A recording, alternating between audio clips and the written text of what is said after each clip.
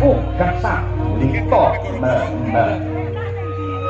nuwun sewu Gus ndara kebi prihat mala kula mboten maido pancen sampeyan wis netepi jejering satriya tama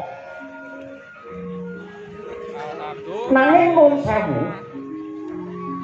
menungsa niku yen uripe saya kandel panembahe lan saya becik kang dadi pakartine yektine malah saya gedhe cobane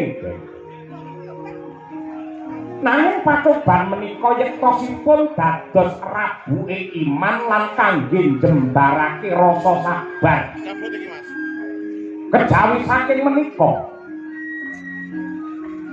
manungsa niku ora bisa uwal saka tembung yuja lan yuji. Wong urip niku ora bisa ninggalake tembung yuja lan yuji. Wong yen diuja mesti bakal diuji, wong yen diuji bakal ya diuja. Mula antarane diuja lan diuji kuwi rong perangan sing ora bisa dipisahake. Mula kudu setiti permati lan ngati-ati.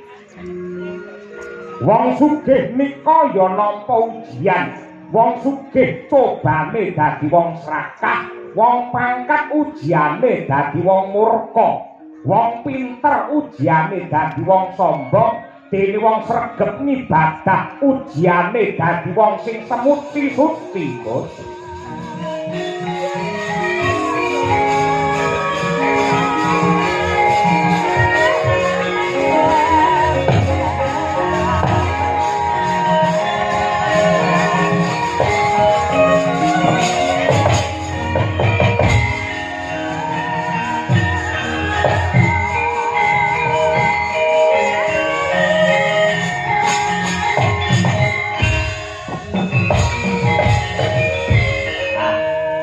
Boten wonten ginanipun sampeyan ngetuni lakon ing sampun kelampahan.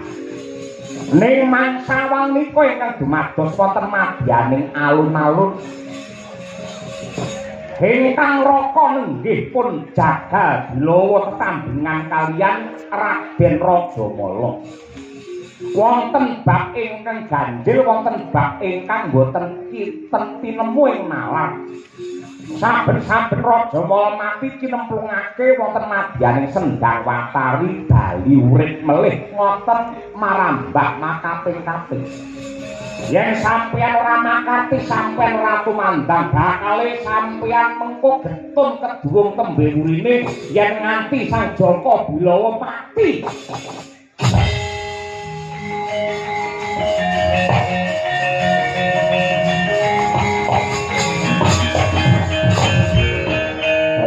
Palungguhan iki apa sing kudu tak tindakake? Sampeyan maju mangkat.